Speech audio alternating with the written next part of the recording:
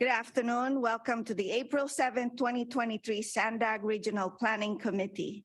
Before I move forward, I would like to ask our interpreter, Carlos Diaz, how to access interpretation. Mr. Carlos, please. Thank you very much, Vice Chair. I will begin with the instructions in Spanish and I will be back with the instructions in English.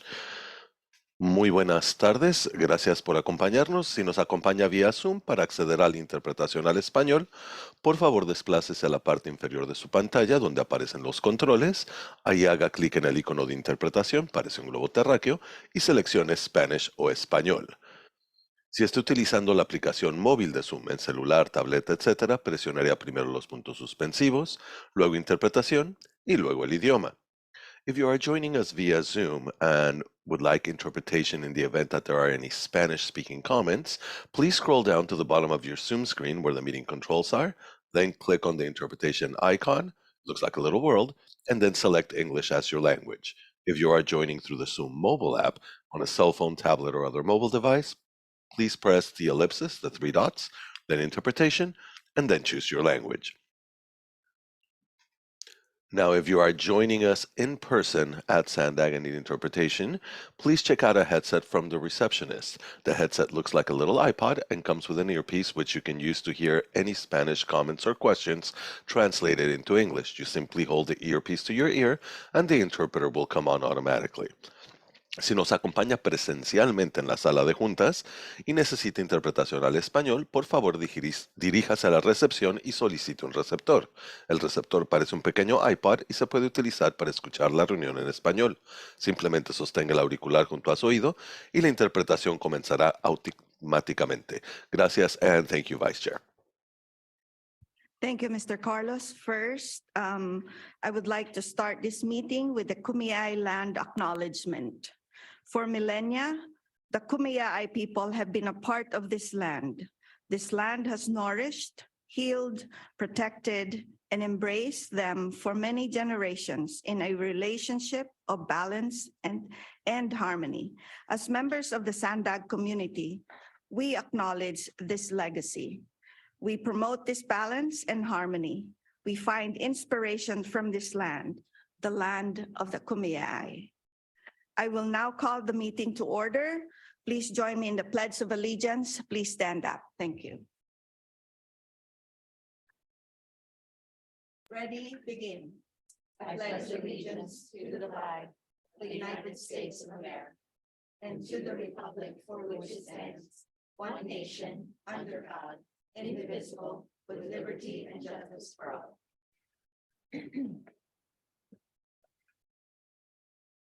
Thank you. For our first meeting of the year, I would like each member and alternate to introduce themselves. I will go first. My name is Dita Siamani, Council Member District 3 for the City of National City, and I am your Vice Chair for Regional Planning Policy Advisory Committee. Our chairman can't make it today, so I'm chairing our meeting today. Thank you. Good afternoon. I'm Stephen Whitburn. I represent District 3, this district downtown and the surrounding area on the San Diego City Council. Good morning. I'm Patricia Dillard, and I am City Council member for La Mesa. Hello, I'm Joy Lines. I'm the Deputy Mayor for the City of Encinitas, and I'm representing North County, and I'm an alternate today. Hello, I'm Rebecca Jones, the Mayor of San Marcos, and I'm representing North County Inland.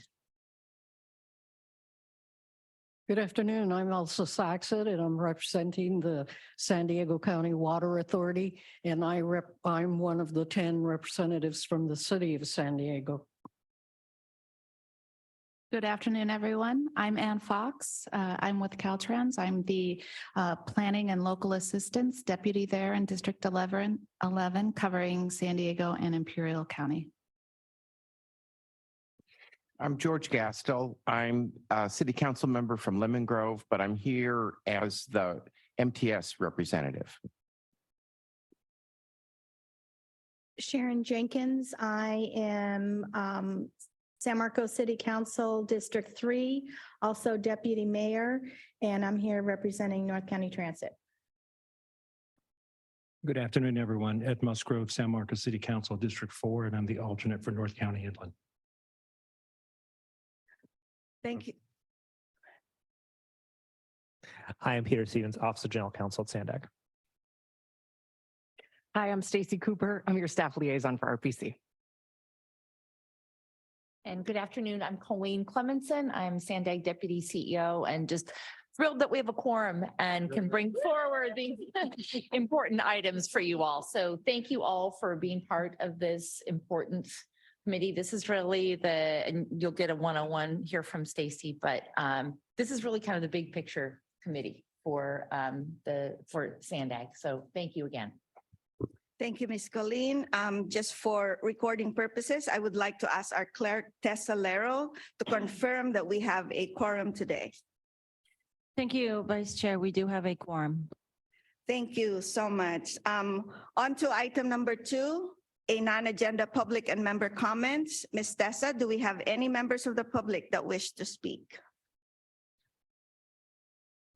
I have one member in person here that would like to speak, Tim Bylash. Thank you. Please go ahead. Welcome, committee. My name is Timothy Bylash. I'm up in Del Mar, but San Diego City. I'm speaking today as a representative of science. Part of my extensive training has been as a scientist. And I've sent to the board directly, I commend the Sandag agency. I think there's a lot of distractions coming in the next few months, and please keep your nose to the grindstone.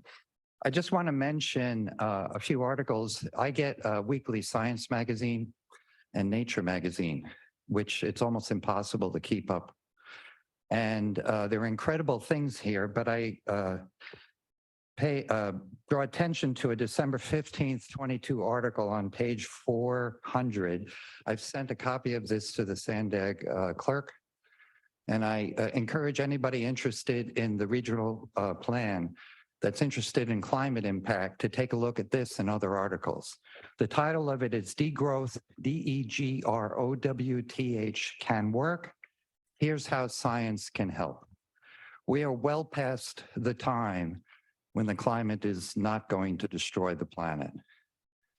And we have made light of that. We've wasted about a year and a half to my calendar, pulling back the Sandag carbon dioxide issue. We need a 50% reduction, not 19%. It's very clear from the science. And because most people aren't scientists and it's hard, maybe it doesn't make much sense to people. But we need to mitigate the climate. There's no way that we cut back to zero right now, that it's just not going to continue. So this article, Degrowth Can Work, Here's How Science Can Help, is how this might fall into the plans that you're making at Sandag, both for housing, both for transportation, both for energy. Fusion is going to be a big new thing coming on. It requires a bold new look at the entire thing. And I encouraged Sandag and the cities here and county agencies to include this in their analysis. If you can't find that from the clerk, I'm willing to provide it, but I also would offer, maybe I have a little science expertise to offer. Thank you. That concludes the public comments. Thank you, sir. Any comments from our members of the committee? Seeing none, thank you so much. Next item is the agenda report, which will be provided by our Deputy CEO Planning Projects and Programs, Ms. Colleen Clemenson. Ma'am? Thank you, Chairwoman. Just a few things to report for you all. Number one, the draft Sandag FY24 budget is out for public review. And the board of directors released that just a few weeks ago. And we plan to bring that final budget forward to the board at the May 12th meeting of the board of directors. So it's about $1 billion budget. It covers planning, it covers our capital program, all of our operations, the board budget, our administrative budget. And it also includes a pretty significant portion of funding that gets passed through to all the local agencies. So that's really Transnet funds that come to the local agencies come through the Sandag budget. So if any of you haven't had a chance to review it or would like a link to the budget, let us know. We'll make sure we'll get that out there to you. It is posted up on the Sandag website, and invite you all to familiarize yourselves with that. I also wanted to mention that our CEO attended the California Transportation Commission meeting week before last. And for those of you who may or may not be aware, the California Transportation Commission, or CTC, a lot of state funding actually funnels through them to Sandag and to other entities throughout the region. And the CTC has been very supportive of all the work we've been doing up in the North Coast Corridor for restoring the bluffs. In fact, they're allocating more than $37 million for the next phase of bluff repair. So just want to make you all aware of that. We also at the state level got a boost for the Otay Mesa East Port of Entry project. Assembly Bill 427, sponsored by Assembly Member Alvarez, passed the Assembly Transportation Committee unanimously and will move on to the Assembly floor for a vote. And what this will allow is really streamlined processing for contracting methods so that we can really expedite the construction of the project. In other news, I know all of you pay a lot of attention to the regional housing needs assessment and the fact that you need to have a housing element in your general plans. I think for some time, we have been advocating for a change in how that regional housing needs assessment is done.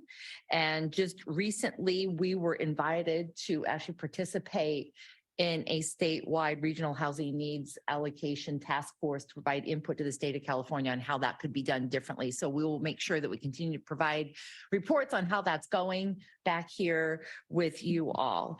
And lastly, we're looking for the 35th anniversary of Transnet. So it's been 35 years since voters in the San Diego region first approved the half-cent sales tax that helps support transportation investments throughout the region. And a tremendous amount has been accomplished, really just dozens and dozens of projects. And so we'll be bringing forward a number of things to our board of directors and a number of public outreach events to share some of the great work that's been done. And I think what's so interesting about that is it's really all forms of transportation. We've made significant improvements on Interstate 15, the completion of the Mid-Coast trolley, lots of local projects, bikeway projects, lagoon restoration.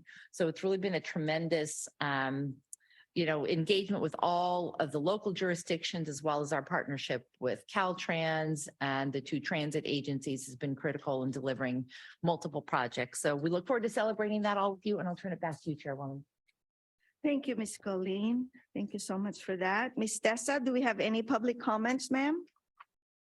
There are no public comments on this item. No public comments. I have a Thank- quick question. Sorry, Okay, I pushed go my ahead. button, but I don't know if it Oh, I'm registers. sorry, I didn't No, it's see. okay. Okay. It's okay. Yes. I just had a quick question and I keep forgetting to look this up. On RENA, is it true, one of the vice chairs of our board of directors had told me that if we are halfway through our RENA cycle and we have not met our allocation up to that point, so let's say we're halfway through, if we have not met 50% of it, that we actually, everything becomes by right after that point in time? I was just wondering if you knew that off the top of your head. I haven't done my research yet. Well, I think we could look into those laws to, typically we at Sandag only deal with the laws pertaining to how the allocation is done. Got it. Okay. And not in how local governments are doing in achieving what laws apply to local governments. And frankly, we just sort of want to allow you to make your own decisions based on your own legal opinions on what that actually means. I thought I would just ask while we're here in case you happen to know, but that's all right. I'll do my research. Thank you very much.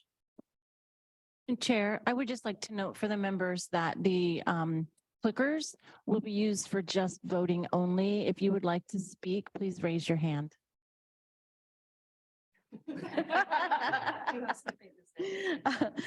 Any other comments from our members and advisory? Seeing none, thank you. Let's move on to item number 4. This is the report from the working group chairs. Don't have an update today, but wanted to announce the recent chair appointments of the working groups that report to RPC. Military, Deputy Mayor Steve Goble, City of El Cajon. Is that Goble or Goble? Goble, thank you, sir. Shoreline Preservation, Councilmember Dwight Warden, City of Del Mar. Social Equity, Councilmember Priya Bat Patel, City of Carlsbad. And Sustainable Communities, Deputy Mayor Joy Lindes of the City of Encinitas. So those are going to be our chairpersons for this working group. Thank you. Moving on to the next item, members. Item number 5, Regional Planning Committee 101. Our RPC Staff Coordinator, Stacy Cooper, will provide us with some background on RPC, its purpose, and give us a sneak peek of the year's plan. Ms. Stacy? Yes. Thank you. Before we move on, I'd like to state for the record, there were no public comments on item 4. Oh, sorry. See, freshmen. We're all learning. Good afternoon and welcome to the RPC meeting, first RPC meeting of 2023. As you guys know, I'm Stacy Cooper. I'm a senior planner on the Sustainable Communities team, and I am your RPC staff liaison. Look forward to working with all of you this year. Since we have some new committee members, today I'd like to give you a brief overview of SANDAG, the responsibilities of RPC, and what's coming in 2023. First, what is SANDAG? SANDAG has several designations by the federal and state government that form the framework for what we do. Some of the bigger ones are Metropolitan Planning Organization, Regional Transportation Planning Agency, and Council of Governments. Robin Wapner, our Director of Public Affairs, put together an onboarding manual for the board that goes into more detail. If you haven't seen it yet, it's available on our website, or let me know and I can email you a copy. So much of our agency's funding comes from the federal government through our designation as a Metropolitan Planning Organization, or MPO for short. MPOs are required to represent jurisdictions in all urbanized areas with populations of 50,000 or more, and are required to carry out metropolitan transportation planning process, meaning interjurisdictional and regional planning. We also get state funding through our state designation as a Regional Transportation Planning Agency, or RTPA. Both state and federal government require us to have a certified regional plan to be eligible for funding. For context, there are 18 MPOs and 14 RTPAs in the state of California. Council of Governments, or regional councils, are a group of local governments that come together to work on issues that are broader than one jurisdiction. And as our designation as a Council of Governments brings us everyone's favorite, the Regional Housing Needs Assessment. So Council of Governments are needed because issues don't stop at jurisdictional lines. At the local level, we also serve as a regional criminal justice clearinghouse, in a technical assistance role on a variety of policy issues, and much more. SANDAG is also unique in that we build and deliver projects that are deemed regionally significant. So, in a nutshell, using data, we plan, we build, we provide, and preserve resources. SANDAG serves over 3.3 million people, 18 cities in the county of San Diego, 17 tribal governments, the US-Mexico border, and major military installations. We're home to tribal lands, a binational border, mountains, canyons, and a coastline, numerous institutions of higher education, a diverse economy, and much more.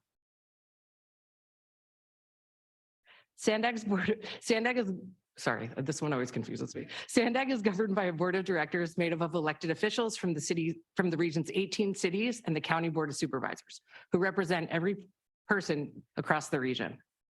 Representatives from Imperial County, Caltrans, the U.S. Department of Defense, Port of San Diego County Water Authority, MTA, NCTD, the Regional Airport Authority, SCTCA, and Mexico also serve on the board as non-voting advisory members.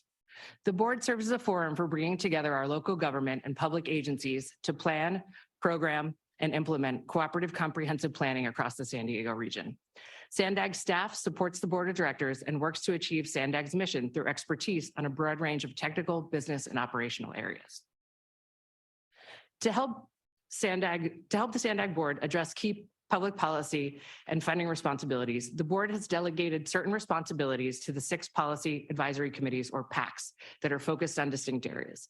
You can see up there, we have the Executive Committee, Transportation Committee, Regional Planning Committee, Borders, Public Safety, and Audit.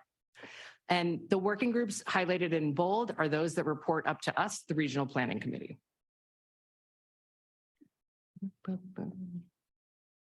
Perfect. Okay. So what is the role of RPC? To oversee the preparation and implementation of the regional plan and sustainable community strategy and regional planning policy issues. You can see up here, we have 6 voting board members representing East County, North County Coastal, North County Inland, South County, a council member from the city of San Diego, and a supervisor from the county. And then we have our advisory members. Many of you are here today. Thank you for coming. We appreciate it. So the primary responsibilities of RPC. So you make recommendations on the preparation and implementation of the regional plan, along with the Transportation Committee, recommend regional infrastructure financing strategies, represent the board for outreach and public information on regional plan and its components, advise on regional policy issues, approve the distribution of funds from the California coastal funding sources, and recommend evaluation criteria and projects for funding under Transnet Smart Growth Incentive Program, the Environmental Mitigation Program, and the Housing Acceleration Program. And Kim and Tori will provide a little bit more information about that funding in their reports today and in future meetings. So there are 4 working groups that report up to RPC: Sustainable Communities, we have our chair here, Social Equity, Shoreline Preservation, and Military. The Sustainable Communities Working Group meets every month and is comprised of planning directors from each SANDAG member agency. Their role is to carry out and promote cross-agency coordination on the development and implementation of the Sustainable Community Strategy of the regional plan. The Social Equity Working Group meets once a month. Its members include 17 representatives from community-based organizations or community collaboratives who represent underserved and hard-to-reach communities from across the region. Membership was selected through a competitive request proposals by SANDAG, and they provide an equity lens to all of SANDAG's programs and policies. Members of the Shoreline Preservation Working Group include elected officials from the coastal cities, representatives from community groups, property owners, environmental groups, state and federal agencies, and SCRIPS. They meet quarterly and advise SANDAG on issues related to our shoreline preservation strategy and opportunities for beach replenishment and shoreline monitoring. And our Military Working Group generally meets once per quarter. Members include 4 representatives from the armed forces, 9 representatives from local jurisdictions and agencies across the region. And the purpose of the Military Working Group is to collaborate with various branches of the military to address mutual interests related to the San Diego region, such as regional growth, habitat, transportation, housing, water, and energy. So what were some of the major milestones last year? So there was discussion and information on key programs, projects, and agency initiatives. There were funding recommendations for a few of our grant programs, like our Housing Acceleration Grant Program and Transnet Smart Growth Program. Recommendation to develop a Vision Zero action plan, regional safety policy, and safety dashboard. So Vision Zero is a strategy to eliminate all fatalities and severe injuries while increasing safe, healthy, equitable mobility for all. What's ahead for us in 2023?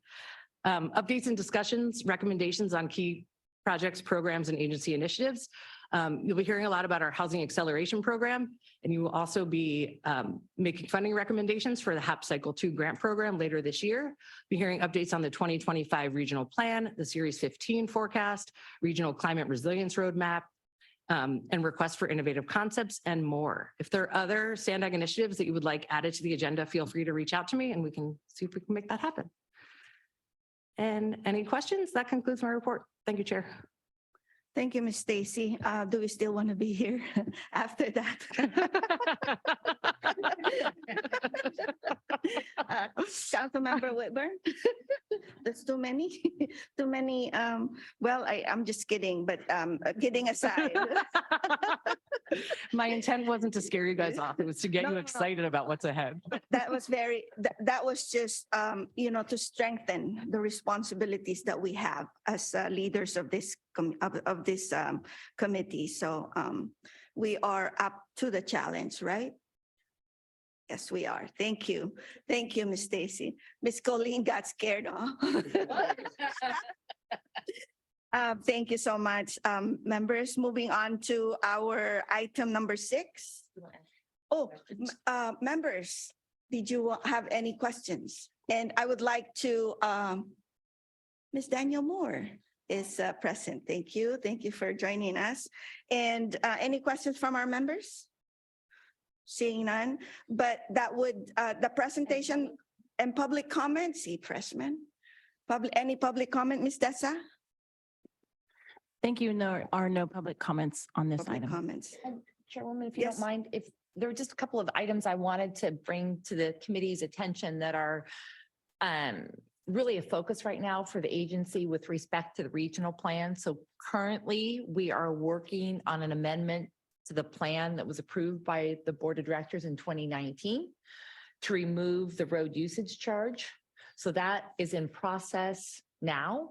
The draft plan should be out for public review, as well as the draft environmental impact report in June. We have to allow for public input on that, and then we would bring that forward to the Board of Directors for approval to submit to the state in September. So anyway, that's on track. That will be something that's most of that discussion will be at the Board of Directors. We're going to be giving them regular updates through the agency reports, but we'll plan to do that here as well. So you all are apprised of where that is in the process.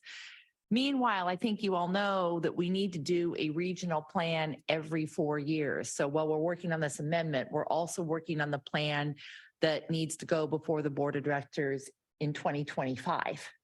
And these plans are required so that, as Stacy said, we continue to get state and federal funding. So there will be elements of that plan that we'll be bringing forward right here.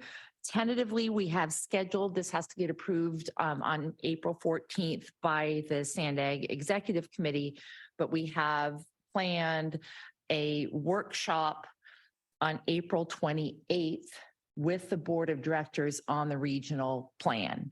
So assuming that the Executive Committee and then that agenda is ratified by the board on April 14th, we'll have that workshop on April 28th. So just wanted to provide those two updates to you as well. Thank you, Ms. Colleen. Any comment from our members? No, Ms. Stacy, it would help us if you would be very kind to email us that PowerPoint. At least it will help me. Thank you. Item number 6, consent agenda. Moving on to the consent agenda items. Members, many of us are newly appointed to this commission, RPC. It was just last July. And so I wanted to remind all of us that there is no requirement for us to have attended a meeting in order to offer corrections and or approve the minutes from that meeting.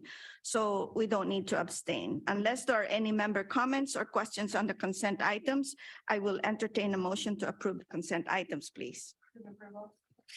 I have a motion. Second. I'll second it. I have a second. Point of, yes, I was gonna, okay. So I have a, Mr. Castillo, a member of the RPC should second the motion. Thank you, sir. Member, I have a motion. I would entertain a second. Thank you so much, sir. I have a motion and a second. I have a motion and a second. Ms. Dessa, do we have any, do we have to call the vote first? No, Chair, we need to take public comments before the Public comments vote. first before the vote. Yes, Ms. ma'am. Dessa, do we have any public comments? And we do not have any public comments on this item. Thank you. Okay, so members, we have a motion and a second. There's no public comments. Let's vote.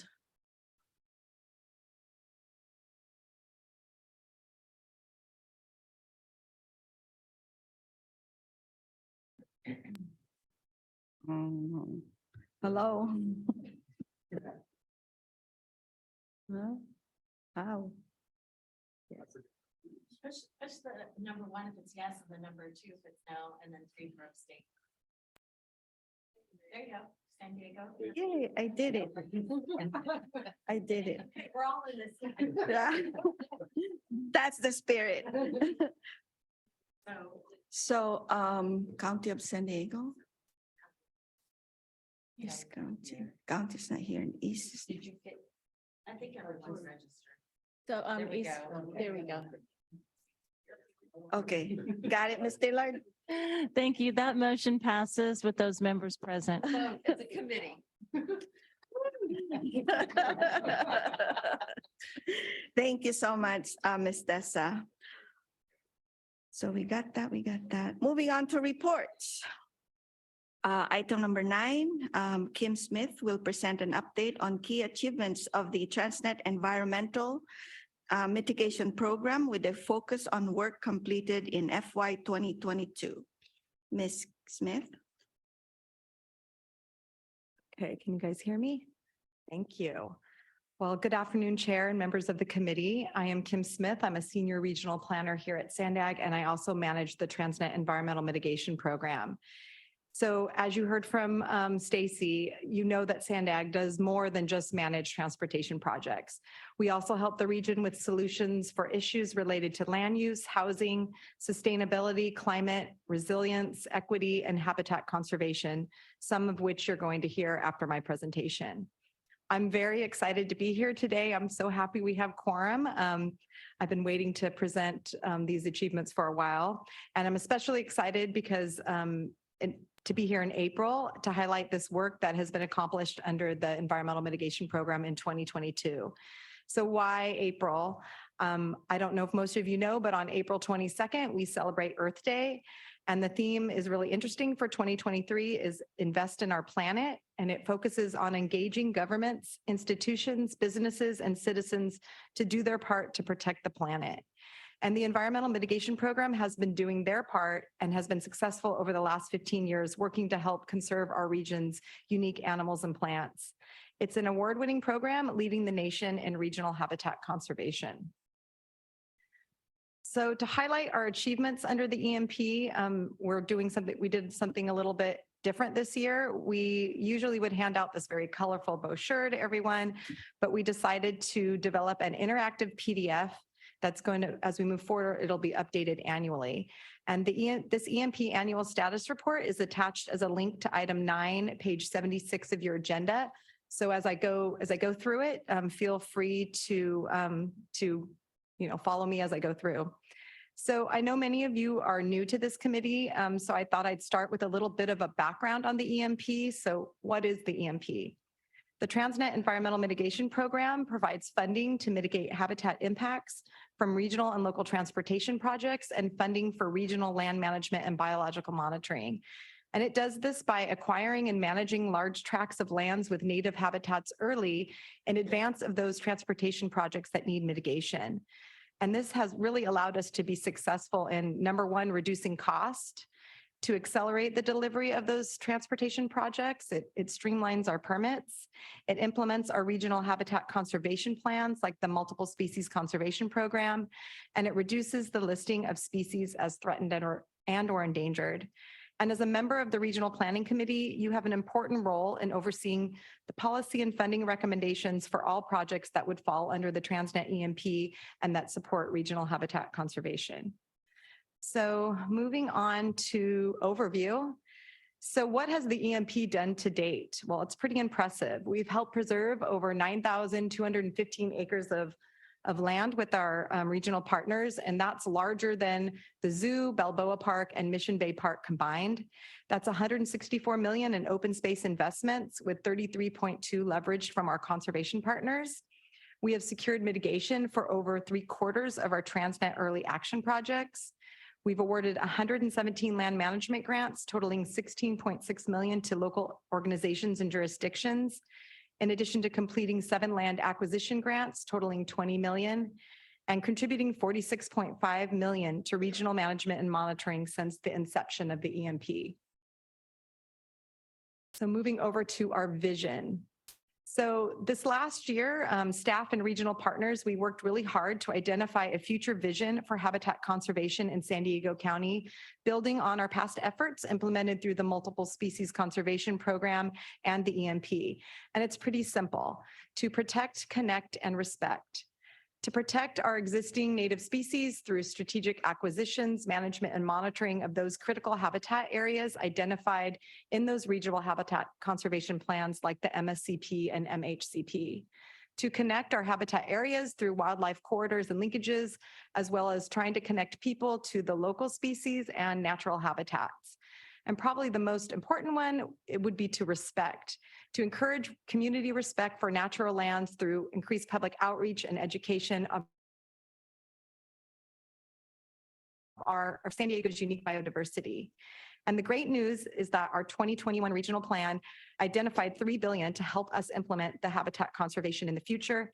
Moving forward, this next year, Sandag and our regional partners are working on a regional habitat conservation needs assessment that's going to further identify those costs for what we need for acquisition, management, and monitoring to complete those regional habitat conservation plans and manage our conserved lands in the San Diego region.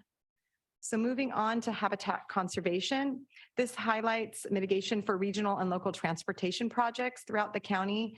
And there's 4 projects on there that I think are definitely worth highlighting. The first would be the San Alejo Lagoon Restoration Project up along the I-5 North Coast Corridor.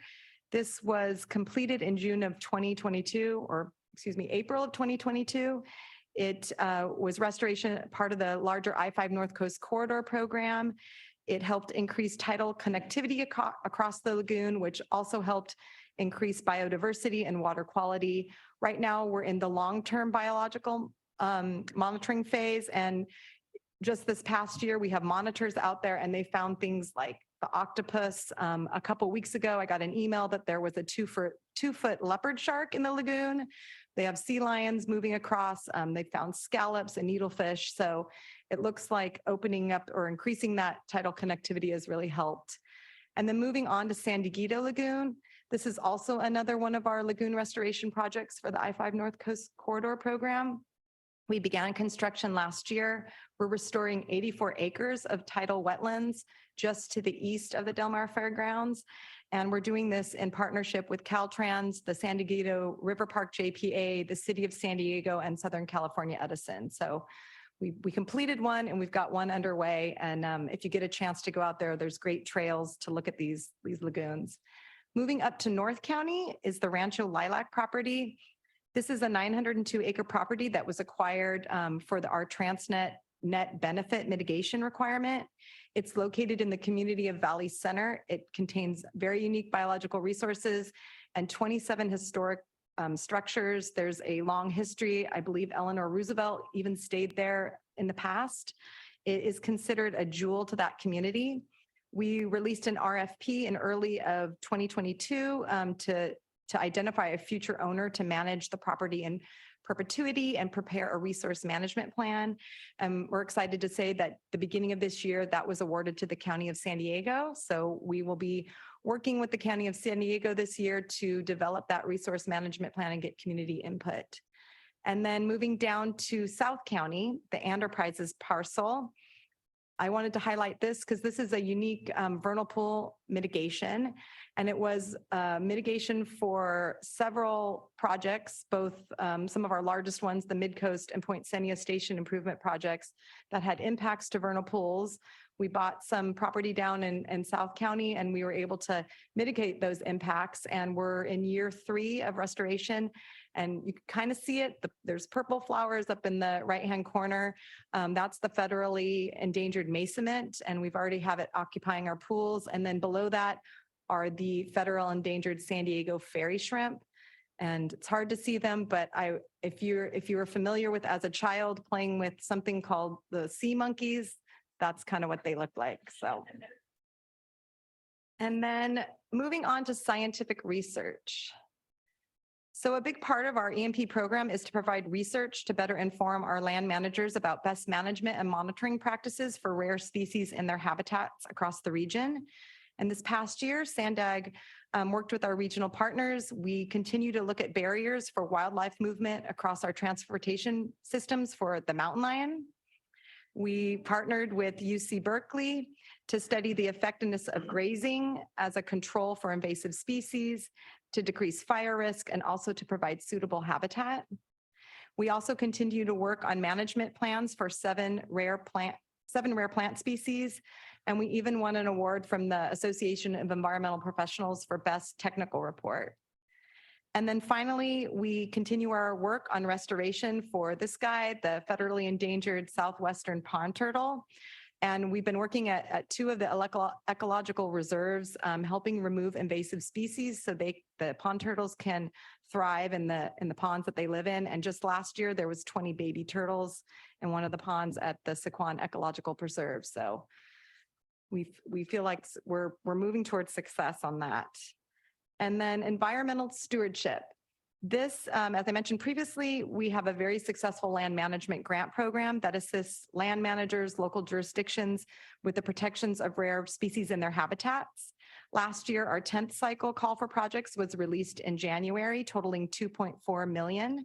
The SANDAG approved recommendation last fall, and we have been awarding grants this month. And the little hand up on the screen kind of goes over some of the past grant projects we had: restoring coastal dunes, working to improve bat habitat, working to improve habitat for the California least tern, and habitat for the burrowing owl. So a lot of these also include working with local nonprofits, and they do volunteer events for folks to come out and plant plants and remove weeds. So a very successful program. And then finally, regional coordination.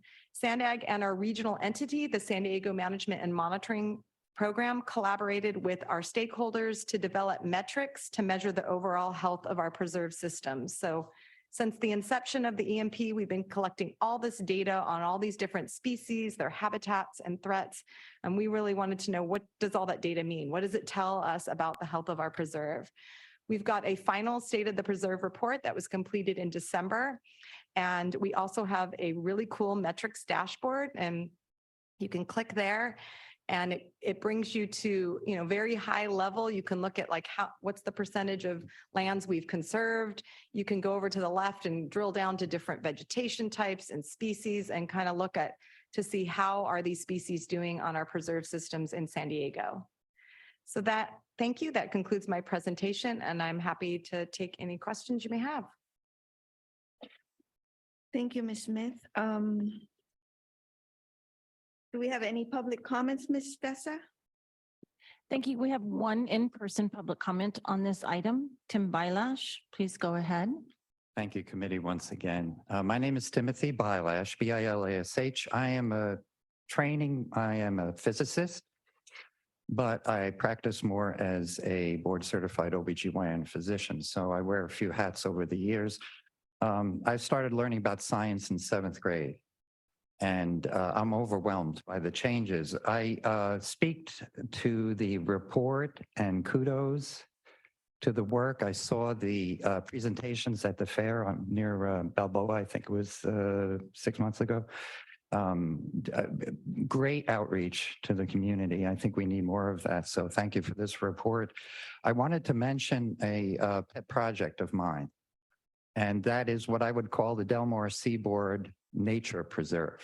I live actually in San Diego City, just west of the I-5. So I'm not in Del Mar City, but I have a Del Mar address and I kind of live there.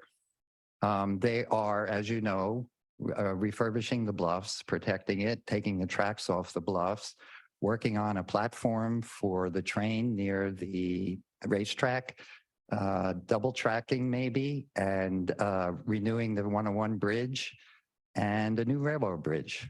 And I find that none of these projects talk to each other. There's a plan to put the watermark condos in, 55 condos and 110 parking spaces, slicing into the bottom of the mountain there that's so waterlogged it's falling down. And I think the environmental mitigation that's going to be required to build there or do things, I understand the state pressures, I understand the different stakeholders. To name a few, the city of Del Mar, city of Solana Beach, the fairground, the Coastal Commission, the county, the state, EPA, and we're kind of ignored out there. I looked it up May of last year about this. And the mitigation east of the 5, fantastic. Slowing down the water is great for living things, and the living things keep us alive. I wanted to mention the part that I don't see in any of this. I became aware, and I'm furiously learning about soil. Part of the increase in carbon dioxide and other types of damage have come from our agricultural practices, large farming. And I visit a small farm up in Moore Park, California. It's the Apricot Lane Farms. They have a movie, The Biggest Little Farm, and they're struggling there to do regenerative farming and concentrating on soil conservation. And I've been up there twice. I listened to a woman by the name of Nicole Masters, who is an expert in soil and regeneration.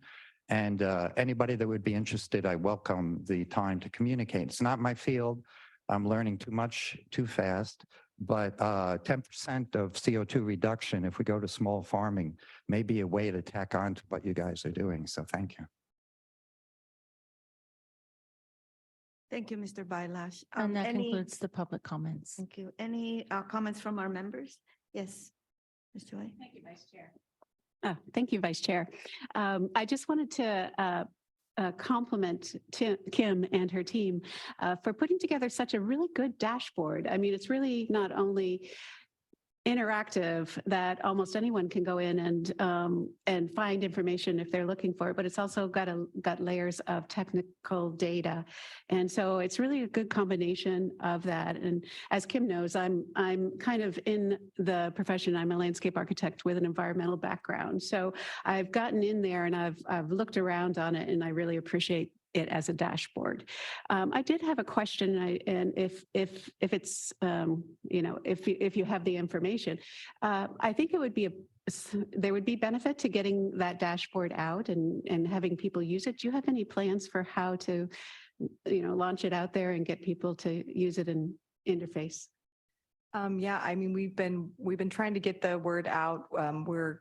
This year we're debuting what we're calling Earth Year campaign, where we're every month, social media, print media, or over a span of a year, trying to get the word out on all the work we've done in habitat conservation, including the preserve metrics report and the dashboard. I mean, the dashboard sits on a portal that is kind of more, folks that do science, right? We're trying to we want the science folks to be interactive with it, but we want to bring it out to the larger audience. So we hope to be able to present it to the board and to get it out to stakeholders. So this next year, we're going to be doing outreach to promote it, to gather input on it. I mean, the dashboard's going to be updated annually. If you noticed on the dashboard, it doesn't cover all the species that we've been looking at, but as we gather more information, we'll be adding species, we'll be adding threats, we'll be adding habitat. So our plan this year is really to get that information out. Thank you. Thank you. Members, any other comments? Seeing none. Ms. Kim, thank you so much. I think this is a very good report, ma'am, to present the key achievements of this environmental mitigation program to our constituents, so they know that the program works. Thank you so much, ma'am. Next up is item number 10, an update on Sandag's Housing Acceleration Program, and we have Tuere Faaola to present the report.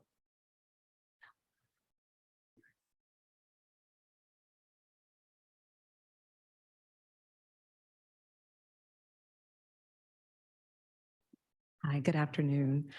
And thank you so much. It's good to be here this afternoon with you. My name is Tuere Faaola, and I am Sandag's Sustainable Communities Program Manager. And I'm here today to talk to you about something that you don't normally think about when you think of Sandag, which is housing. So I'm going to give an update on our Housing Acceleration Program and talk through some of the things with it.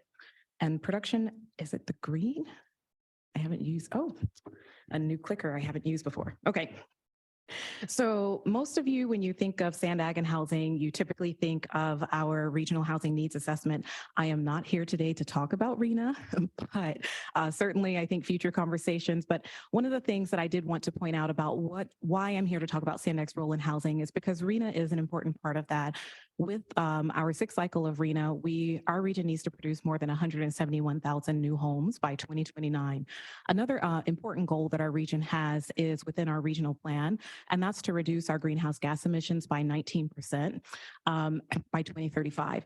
And the importance of why I bring these two large goals up on the screen here to talk about is because when we're looking at regional goals, it's not only about building our homes, but it's also where we put our homes, how we're building them, and making sure that they're near all of our transportation investments, because that not only helps us to achieve the RHNA goals, but it also helps us to achieve the goals that we have within our regional plan. But the good thing is, is normally we're here to talk to you about all of the goals that we have to achieve. And we have a lot of other details that we're providing to you. But today I'm going to talk to you about some of the money. This is something that's a little unusual and that we're really excited that this time the state has given us our goals, but they're also giving us funding to support and helping us to achieve these goals. So the two blocks that you see here on the screen, you often will hear us talk about REAP, and REAP stands for Regional Early Action Planning Grants. We've received these two buckets of funding in two different lump sums. The first one that we received, which we call REAP 1.0, is $6.8 million, and we got that around 2020. And that funding source is going to take us through 2024, primarily focused on a lot of planning activities. And I'll talk to you in the next few slides about some of the stuff that we've been doing recently. The other funding source that we have is REAP 2.0, and this is $43 million. And this funding is supposed to take us through 2026 per the legislature.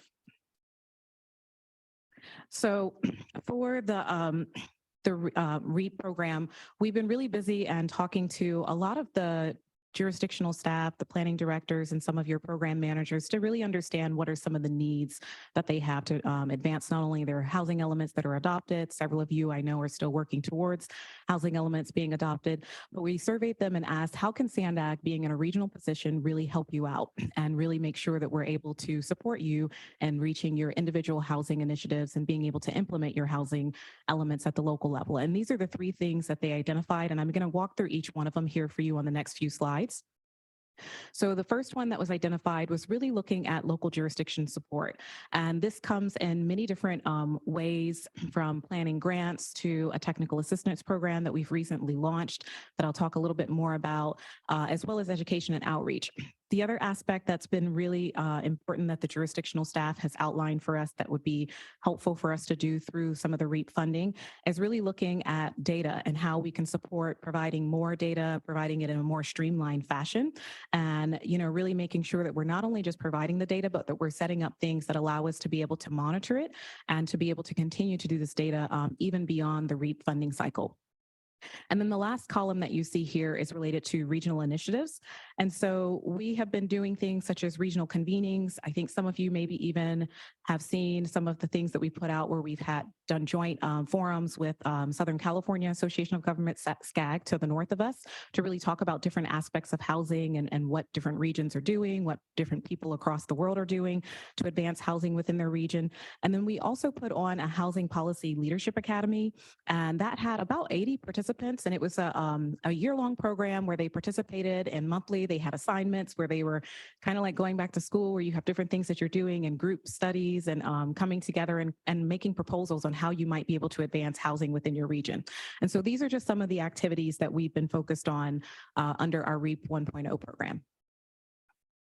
So I definitely don't want to be remiss without mentioning that we also know that a lot of cities, while we're doing and working on a lot of different regional initiatives, trying to provide the local resources and the data and educational opportunities, we do recognize that a lot of our jurisdictions are still working very aggressively towards being able to get their housing element certified. And you can see here that we have 11 of our jurisdictions who have housing element certified through the state for the 6th cycle, but we still have a very large number of 8 that are still working really towards this. A few of you have just recently submitted Escondido, Solana Beach, and Del Mar in the last month and this month. And so those are under review, and the rest are still going through different, review cycles with the state in order to be able to get their housing element certified. And this is why the amount of effort that it's taking our jurisdictions to get through the 6th cycle is certainly new, unexpected, and a lot of work on staff at the local level to do. And this is also why we found it important as part of our REAP program to establish a technical assistance program, so that when your staff are focused on doing things such as your housing elements and working towards all of the requirements that the state has for those to be certified and submitted, there are also a lot of other initiatives related to housing that they're still trying to work on achieving, putting in and being responsive to some of the new state laws that are coming forward.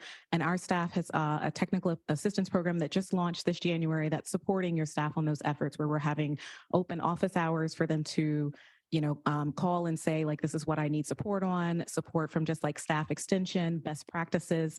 And we're really working with them to make sure that anything we can do that's useful to the individual city is there and available for them, as well as if we find that there are things that we think one city or a couple cities might have contacted us about, we're able to offer that to all who maybe just haven't had a chance to bring it up. So that is primarily things that we've been doing with our REAP 1 funding. So that's the $6.8 million again. But I also want to talk to you about that really, really big pot of funding for the $43 million that we call REAP 2.0. And so you can see here on the screen, these are the three primary objectives that the state has given us when we're focusing on how we use the funds for REAP 2.0. It's all around accelerating infill development, affirmatively furthering fair housing, as well as reducing vehicle miles traveled. So the things that we do within this program really need to keep those three objectives at the forefront as we move forward with the program itself. So I do want to go through a little bit of the timeline because several of you I know are new to Regional Planning Committee and maybe haven't been with us as we've been talking about the timeline of REAP last year. We've been working on this actually for a little over a year for just the REAP 2.0 program. And so we started the program's development February of 2022 while we were still waiting for the state to come out with some of the guidelines.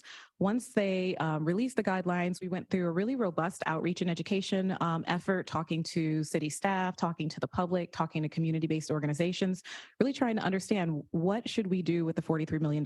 We didn't want to make this an effort where SANDAG staff sat, in our offices and said, this is what we think is great. We wanted to make sure that what we were putting forward for the application and how we were going to propose to use the $43 million was reflective of the needs of the community and reflective of our cities themselves. And so that all went into a framework that we published in October of 2022, left it open for public feedback. We did get feedback from several different entities that we integrated into an application that was submitted to the state just this past December. And so our application went into the state so that we can, it's one of those things where it's an application, but it's a formality in that we're definitely going to get our $43 million. It's just a matter of making sure how we propose what we're doing with the $43 million, that the state is in approval and in agreement with our uses. So now that we're here in April, I realized that March as our estimated timeframe for the application approval. We haven't officially gotten our application approval, so let's just pretend that says April. And we're really hoping that the state is going to fully approve our entire application in April, but I will give you a sneak peek, and they've approved one of our proposed uses that we're excited about. And then we're going to really focus between now and 2026 on implementing all of the program. So the next few slides, I just want to talk to you a little bit about what are the proposed uses. I said we did a robust, engagement process that we wanted to make sure that it was reflective of the needs. And so I just want to walk you through each of the primary 4 areas that the $43 million is proposed to be used on. Okay, so starting with the one that I'm sure is most important to the people here in this room is about local jurisdiction support. So this is, we're proposing $19 million of our program, and this is actually the largest use of funding that we're proposing out of our $43 million. It's not quite half, but it's almost half of the $43 million. I think it's around 46%. And a large part of what we're planning on doing with that money is actually just passing it through to our local jurisdictions through a competitive call for projects. This will be what we call our Housing Acceleration Program, HAP Cycle 2 grants. The great thing about this particular cycle compared to the first cycle when we got the $6.8 million, the first cycle was only focused on planning dollars. This cycle, you can actually do planning as well as the capital projects. So we're setting aside $12 million for capital and $4 million for planning. Because we have had such a great response to a lot of the technical assistance that we're offering to the jurisdictions and staff extension, consultant support services, we want to continue to expand that program and offer those services for longer. And then we're also wanting to extend some of the data and the resources that we're working together with the jurisdictions to give them additional tools as they continue to work on their housing elements and the implementation of that. So that's one of our proposed uses. The other one is focused on what we call our affordable housing program. And this is the second largest pot of funds that we've taken out of the 43 million. It's a little over $15 million. And of that amount, 13 million, we are actually proposing to use towards the development of a regional housing trust fund. One of the unique things that we are trying to do with our funding, 43 million, to some may sound like a lot, and it's certainly the most we've ever had in housing, but it doesn't go very far when you're actually trying to implement housing. And so we're looking for ways that we can develop partnerships, not only partnerships with our local jurisdictions with that pot of funds, but also looking at partnerships, with nonprofit entities and other, partners who may want to come together with us and bring money and really leveraging our 13 million with other money to be able to expand a housing trust fund that could provide more homes within the region than what we could do alone. We certainly don't think that the funding that we're getting through this program, and we certainly don't think that some of the things that each of us individually are able to do is going to fulfill and meet all of the housing, needs within our San Diego County. But we do think that it's an opportunity for us to look for ways to work together and to partner and to leverage, private funds that are there and wanting to support affordable housing to be built throughout the region. So we're looking for partnerships to be able to take our 13 million and do that for a regional housing trust fund. And then we're also wanting to some of that money into an investment of a home buyer program. We have heard during our public outreach that a lot of people really wanted to see us do more from an educational perspective, as well as just, for home buying assistance, really being able to support people, especially when we're looking at those who are trying to achieve first-time home buyers here in the region. So the third use of the funds is what we're calling our transit agency partnership.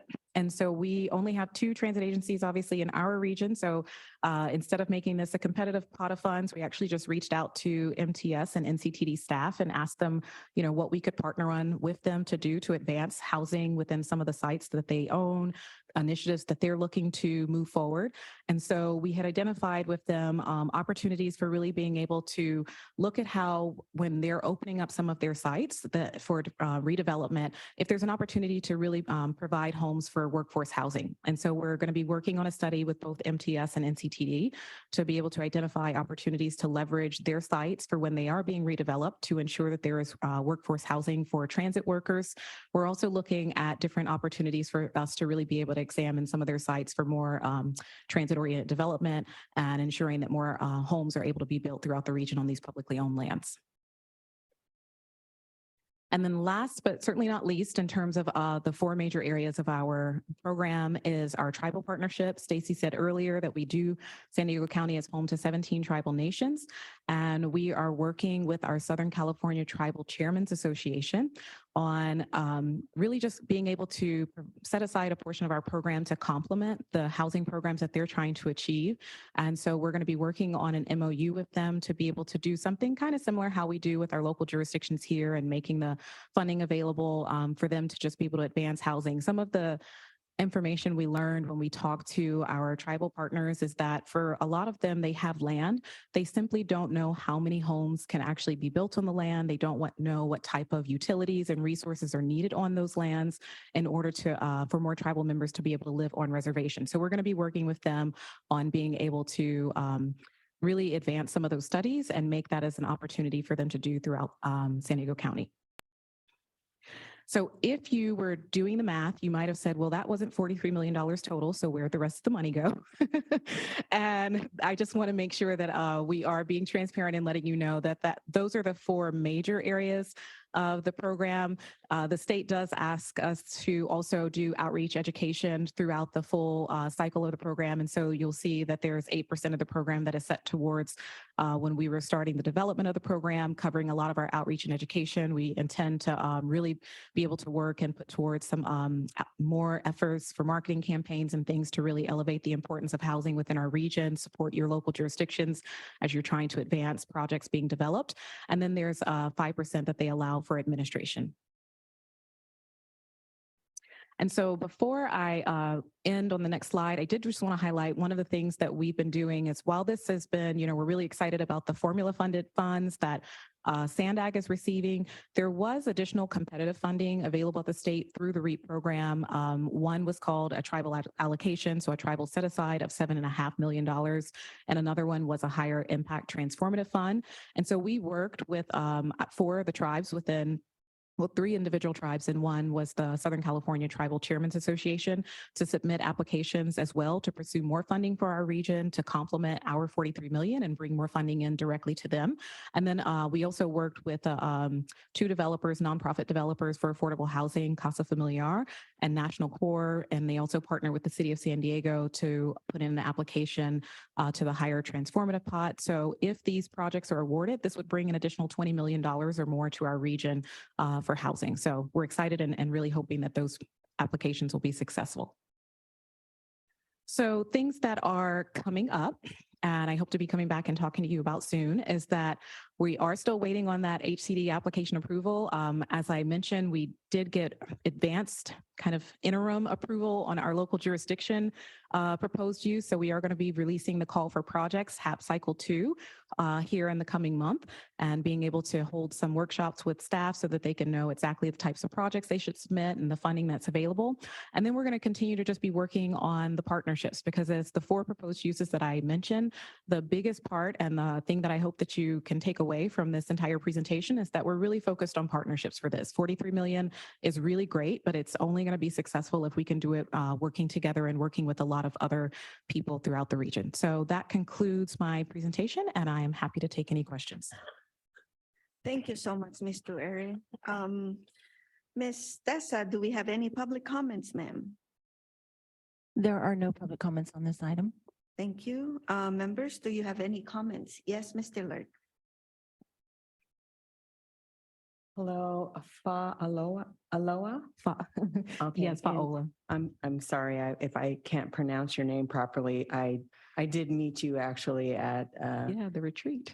at the retreat, and I have to ask for your forgiveness that I feel like this really tiny dot in a really large ocean right now when it comes to Sandag and all of the different projects that are included.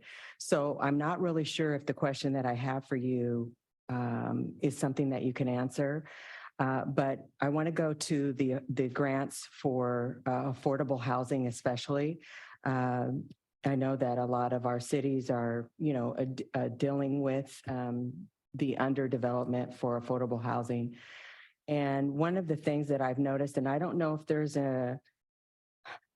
anything that you can even say about this, but one of the challenges that I've started to recognize in regards to the grant portion, especially for affordable housing, is that when these certain developers who are identifying as applying for the grants, one of the challenges is that the grant is driven by unit number, and I can understand that. However, there's no consideration for square footage. And so I'm sure some of my colleagues will agree that what's happening is there's an excessive amount of studios versus, 1, 2, and 3 bedroom units. And because they're so highly driven by the unit count, it's, the challenge is that you have an excessive amount of studios. And so what I wanted to ask is there anything that can be considered at this point? Maybe it's final decision and that's it. But I see it as a challenge for, trying to maintain the value in the area in which you live. I represent the East area. And of course, my focus is on La Mesa. And I understand that it's difficult for people to have, to have the type of income that's needed to purchase homes there.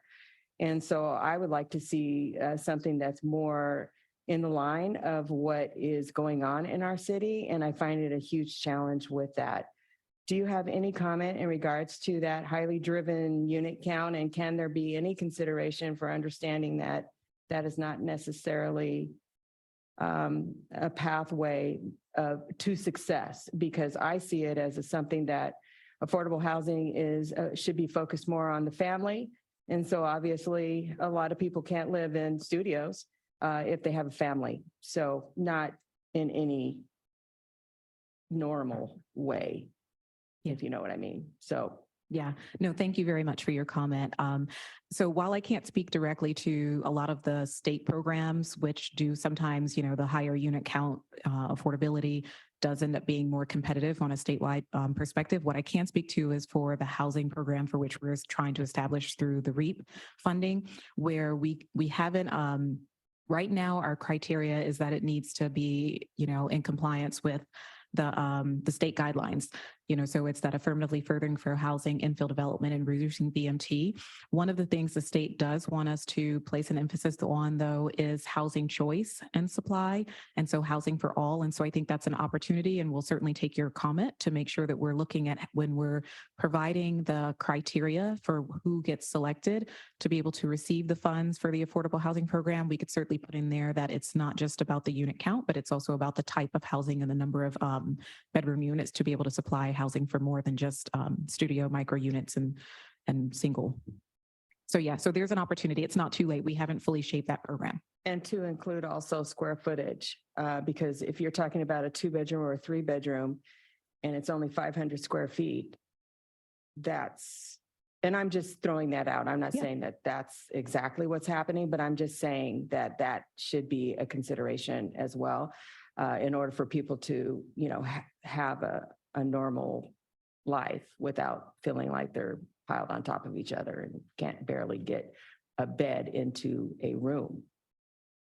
Yeah, we can definitely put that in our criteria. Thank you. Yes, Ms. Lindes. Thank you, Vice Chair. You covered a lot of material there. Thank you so much. A lot of it's very new to me, but I did want to say a couple things. One is the Housing Policy Leadership Program.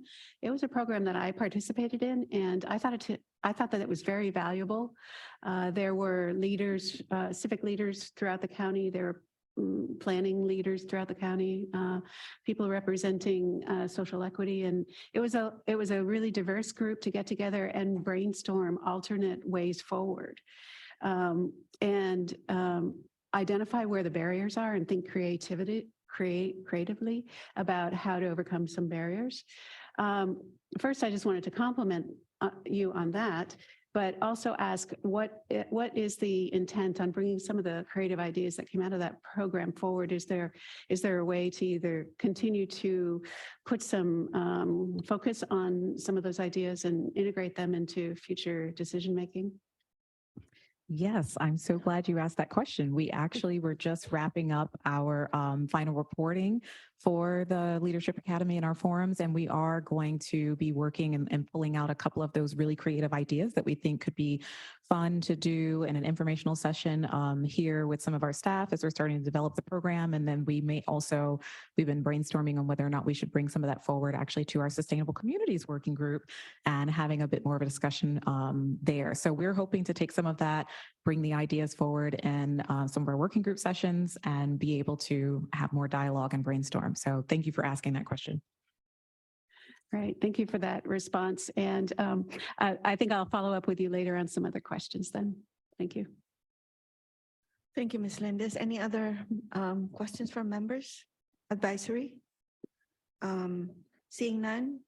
Thank you, Ms. Tueri, for your report.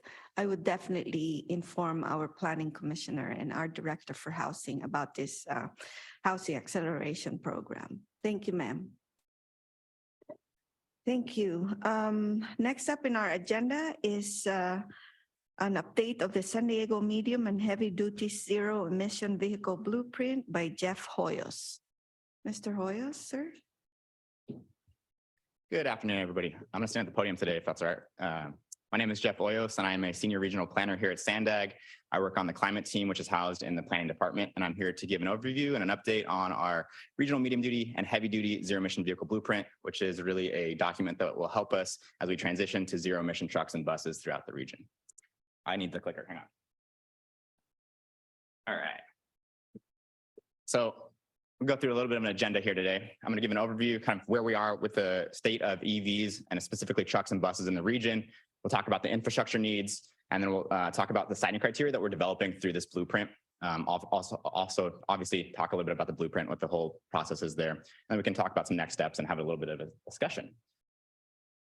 So, as you all know, California has some pretty ambitious state goals for clean transportation. You probably have heard of Governor Newsom's N7920, which requires 100% of new car sales by 2035 to be zero emission in the state of California.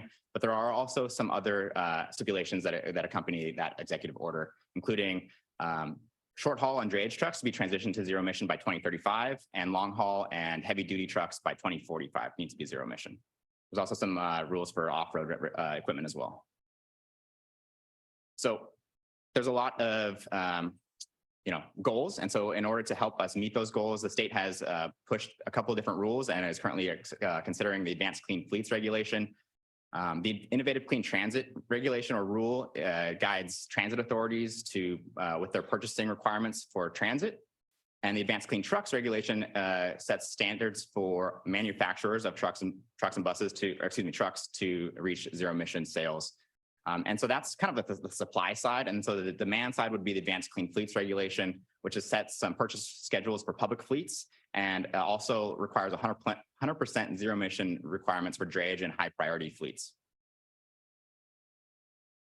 So Sandag has woven clean transportation efforts through our regional plan and the 2021 regional plan. We kind of bucket it into three different ways. We have incentive programs. We're currently running a rebate program for electric vehicle chargers for passenger vehicles. And we're developing a zero emission vehicle incentive program for passenger vehicles as well. We also look at innovative pilots, the ways we can accelerate the technology. And today we're going to be talking about a regional strategy and a study, the blueprint study. But we also have some other studies that I'd be happy to come back to and talk to you more about. But I want to set the stage a little bit here for San Diego, where we are before we jump into the blueprint here. So based on our fair share of state goals, and we did an analysis in 2021 with the County of San Diego, SDG&E, the City of San Diego, other local jurisdictions, academia, and private industry to understand what our fair share of state goals are. And by 2030, we're looking at over 770,000 vehicles on roads. That includes light duty vehicles as well as medium duty and heavy duty vehicles. But to give you some context, in 2022, last year, at the end of the year, we were about at 100,000 vehicles in the region. So we are making progress since 2020 when the study, or excuse me, 2021 when the study was done. But out of that 100,000 vehicles, there's only about 53 medium duty, heavy duty registered in the city, the County of San Diego. So that we definitely have some work to do for the trucks and buses. We also have the infrastructure targets here that are included, and we're going to dive a little bit deeper into the infrastructure and vehicle needs for trucks and buses. So this is big picture, all vehicles, and we're going to dive a little bit deeper here in a second. So based on our needs assessment that we were developing through this blueprint, we have identified that by 2040, nearly 70,000 vehicles when the region will be zero emission based on those state targets. And that's a mix of battery electric vehicles as well as hydrogen fuel cell electric vehicles. So as I mentioned, 53 vehicles now, 70,000 vehicles in 2040. That's a long way to go. And so we're developing this blueprint to help identify those barriers and help accelerate the transition to those trucks and buses. Now, when we talk about zero emission vehicle requirements, that doesn't mean that we're going to stop all vehicles that are gasoline and diesel on the roads. There will definitely be a good mix of diesel and gasoline vehicles on the roads for the foreseeable future. But there's a little bit of a chicken and the egg problem that we're addressing right now. There are not that many publicly accessible either hydrogen stations or charging stations, and especially not for medium duty, heavy duty vehicles. Through our needs assessment analysis, we identified that there will need to be upwards of 23,000 chargers in the region. And this looks at both private chargers and public chargers. But out of that, public chargers are looking at about 3,200. And I should add that this slide does not include hydrogen, but we're looking at about 83 stations for hydrogen to meet our needs by 2040. And that's about 65,000 kilograms of hydrogen production or hydrogen supply per day. So we're developing this blueprint to understand where we are, and that's kind of the infrastructure needs and vehicle needs that I just shared with you all. And then we're also developing some siting criteria to address the infrastructure. So when I go back to the slide real quick, that public charger sliver is really meant to enable the trucks and buses that would not otherwise be able to meet their regional needs or their travel throughout the day. So they're able to use public charging, opportunity charging, on route charging. And so what we're doing through this blueprint effort is we're looking at developing some criteria that will help inform the region as we develop public charging infrastructure or public fueling infrastructure for these trucks. And so I've been doing a little bit of a roadshow, been going to working groups, task forces, and been sharing this criteria that we're working on, and we're accepting comments on the criteria through the end of April. So we'd be happy to hear from you all and your staff. I know your staff has heard quite a bit about this already, but like I said, we got a couple more weeks in April left, so we'd be happy to hear your comments on the criteria. And then as we develop the criteria, we're also looking at near and long-term implementation strategies, which will inform SANDAG investments, as well as the other regional opportunities to accelerate the transition to zero-emission vehicles, and specifically trucks and buses. This will all get tied into a regional blueprint, which is going to be completed in early 2024. So as I mentioned, the siting criteria, there is currently a lack in charging infrastructure or fueling infrastructure for trucks and buses.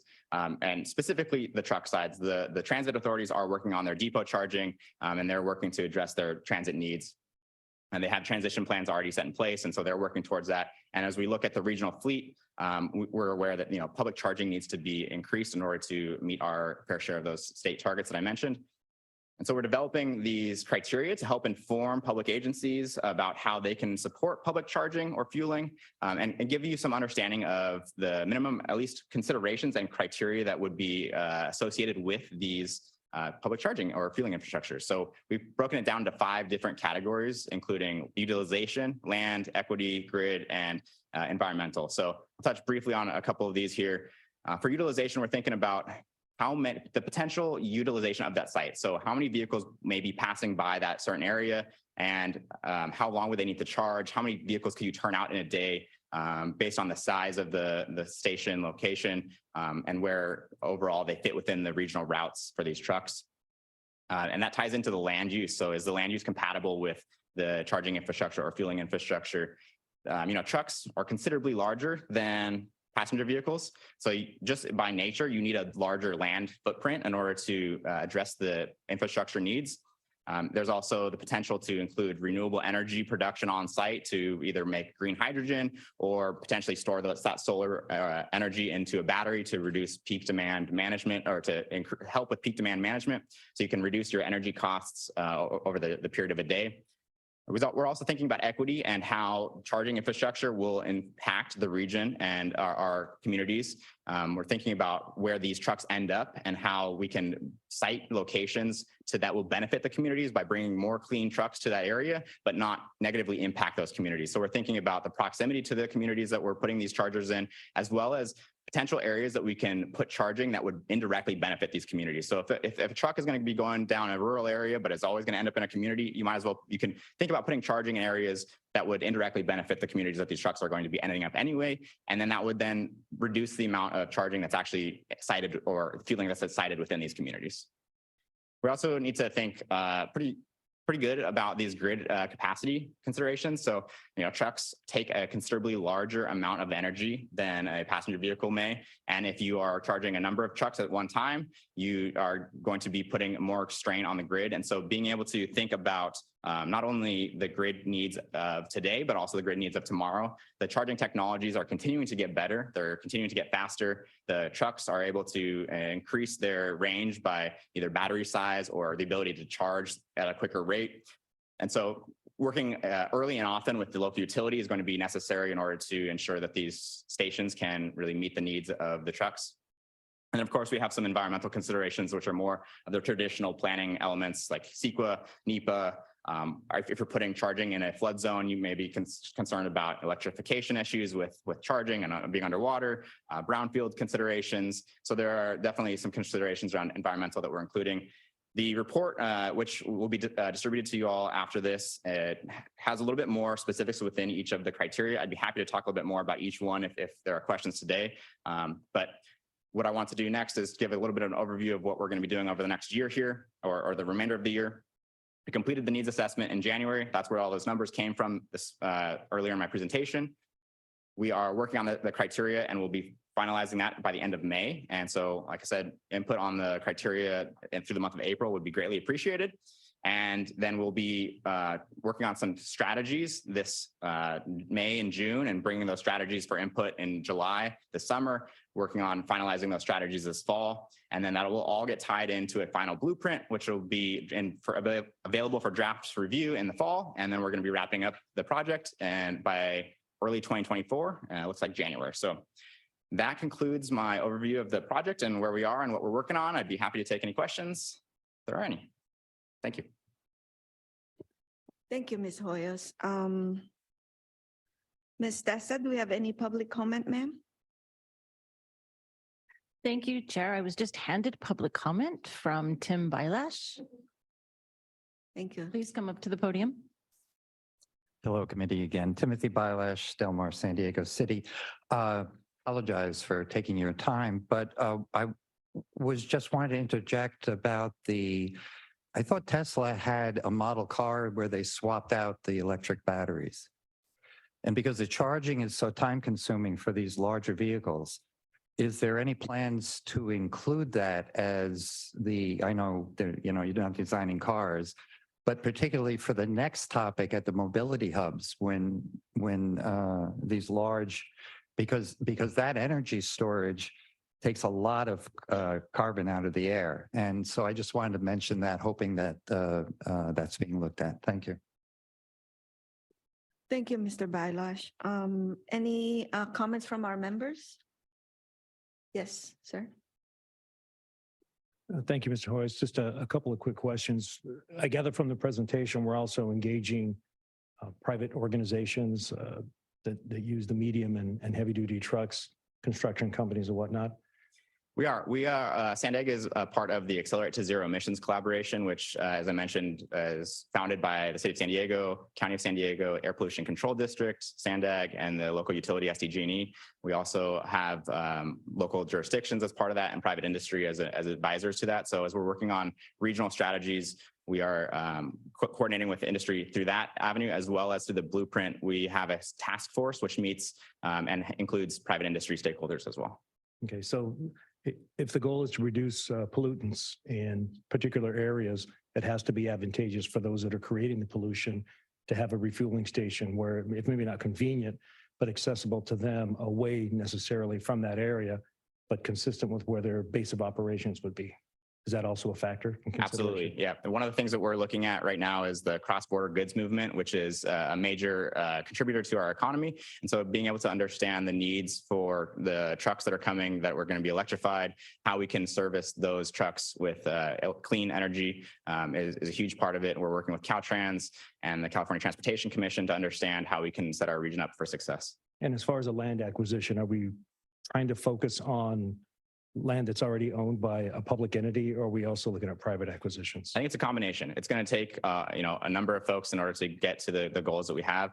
But we're working with our public agencies to understand what properties they may want to leverage, as well as working with private entities. There are a couple of grants that are coming out which require private entities to be partnering with public agencies. And so it will be a combination of private entities running these public charging infrastructures. I think for the most part, private entities will end up running the public charging, but in partnership with public agencies.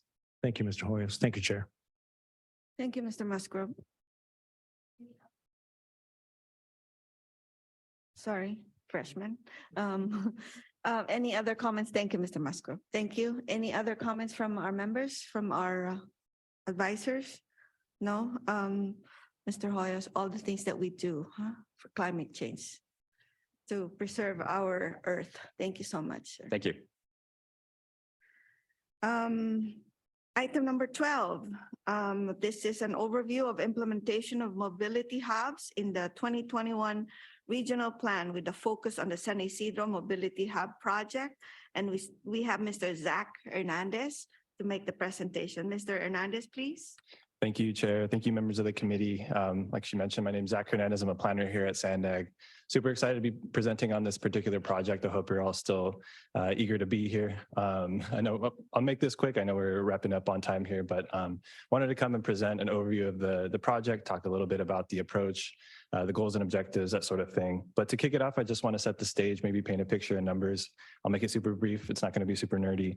But your first number, 16 miles south of this boardroom, there are between 80 and 90,000 people crossing northbound through the San Ysidro Port of Entry every single day. That volume is nearly enough to fill every seat at Petco Park, Snapdragon Stadium, and Viejas Arena all at the same time. So think about that. The last time you were at those places, shoulder to shoulder with your community members. These are thousands and thousands of your colleagues, your family, your friends, community members, et cetera, making that trip every single day through what can really only be accurately described as a mega commute. Not always in terms of distance, but definitely in terms of time and unpredictability about what the border delay is going to be like that day.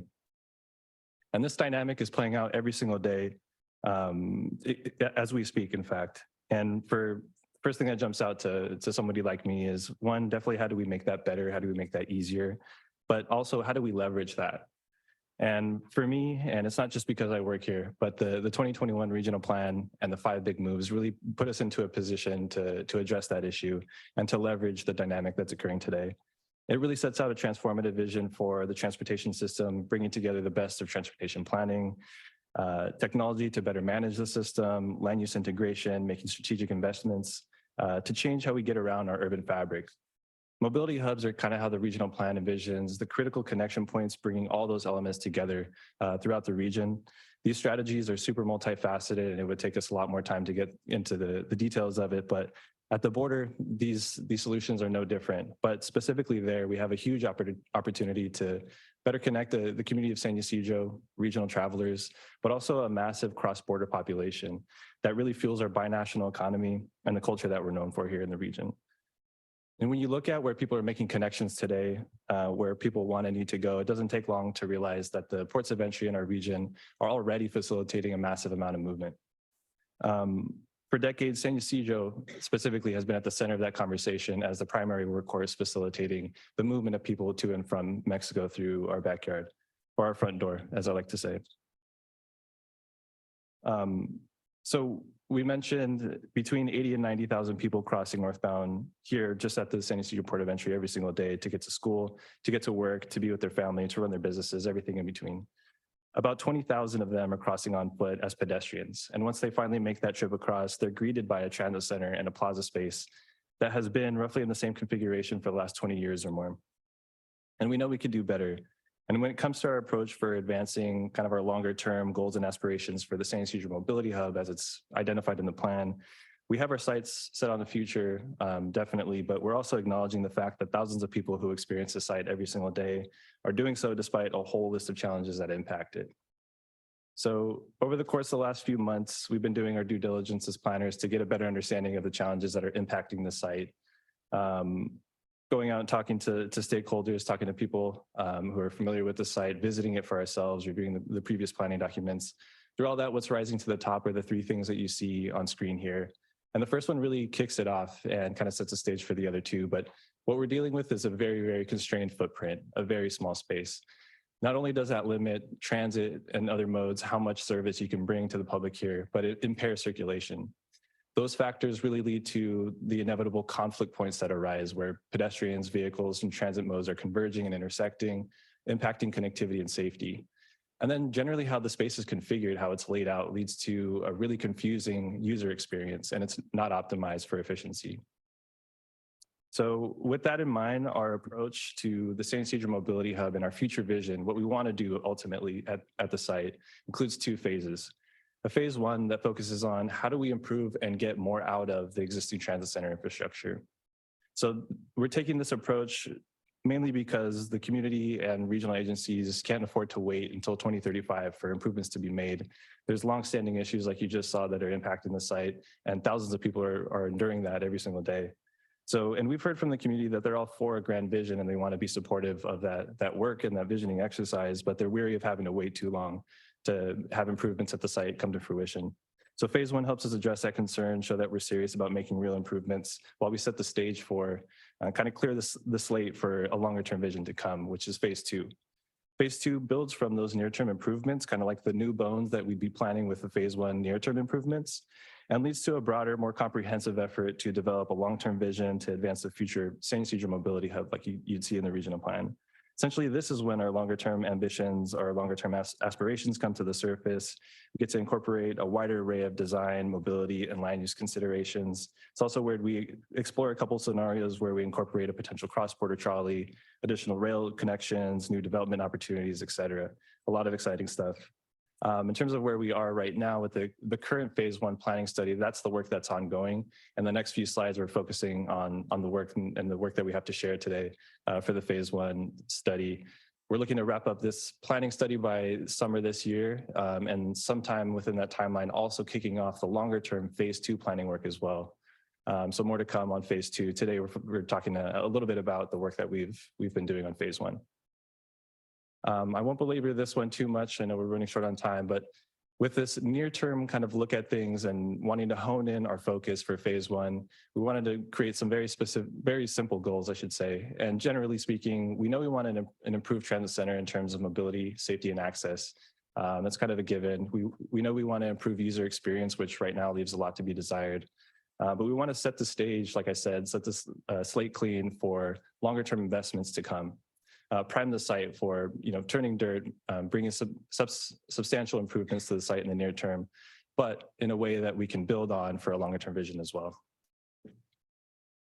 So a little bit about the process. Again, I won't belabor this either, but our work includes several tasks, some of which that we've gotten started on already over the last few months. And really at the preliminary stages, we're driving some of the initial brainstorming and thinking through a project development team. That includes staff from SANDAG, obviously, MTS, which provided the funding for this initial study, City of San Diego, and Caltrans. And as we go, there's certain milestones during which we're trying to be proactive and engage with the public a little bit more directly, more targeted, more intimate. The list of stakeholders for a project like this of this binational significance, way too long to list by name, but it includes all manner of government, community, and industry at all levels and on both sides of the border. SANDAG, I think, is uniquely positioned to do that robust and thorough engagement with binational stakeholders. So we're really excited about that. And it's been going really, really well. We've gotten a lot of great feedback. To date, we've essentially covered introducing the project to a really wide array of stakeholders. We've held a lot of briefings, presentations, gone out to a lot of working groups, committees, forums, et cetera. All kind of in the lead up to a milestone, which is pretty close to come, and we're kind of on the footstep for, which is sharing some of the preliminary concepts, which the project development team off here to the left has started to brainstorm, throw around some ideas, shape at a high level what we think merit, further study, what we think might be promising. But as we go, it's an iterative process. If you imagine this slide having arrows, bidirectional arrows going left to right, it's open door policy. We're doing engagement essentially this entire time. And as we go, before we even come to a final report, there's going to be a big milestone in which we share, draft concepts, do a ton of engagement and outreach to have folks help us refine, provide input, and shape these a little bit more detailed so we can come to a final report at the end of the day and show what the pros and cons are, what strengths and merits, et cetera. And lead to, hopefully, in a near-term sense, some real improvements at the site. So what I want to share here, as is probably evident by the obnoxiously big draft lettering here, are just some ideas. This is by no means a set in stone or fully baked concept. This isn't, I wouldn't even call it a concept itself. At this stage, this is simply us trying to share some of the brainstorming that's been happening as a project development team. But as we go, what we're trying to arrive at are basically 3 different station improvement concepts, if you will, that each of which are kind of predicated on, first, how do we address some of the constraints here? The first big kind of puzzle piece to all of this is how do we free up space for the Blue Line trolley, which is the backbone of our regional transportation system, major workhorse, especially here at San Ysidro, one of the busiest stations across the region. One long-term operational goal that MTS has had and the region has had for a while is how do we add a 3rd terminus track for the Blue Line here to give us that much more capacity, that much more flexibility to serve the public. We know we can't simply lay down a 3rd terminus track exactly where it lands right now. That would actually exacerbate a lot of the pedestrian connectivity and safety issues, circulation issues, et cetera. So we're taking a look at how can we potentially relocate the trolley station terminus and some of the approach tracking to free up that space and untangle some of the infrastructure that's there? What you're seeing on screen is just one idea. This entails essentially moving the trolley track, approach tracking and terminus to the east, roughly 150, 170 feet to the east. This particular one would be keeping it at grade or ground level. But again, the first big piece is what do you do with the trolley? The other, design considerations and elements really cascade down from there. But today I'm just going to be sharing a couple slides to get you thinking. Hopefully we don't get too far down the weeds because there's going to be a point in time where we share kind of in more detail what these concepts will eventually look like.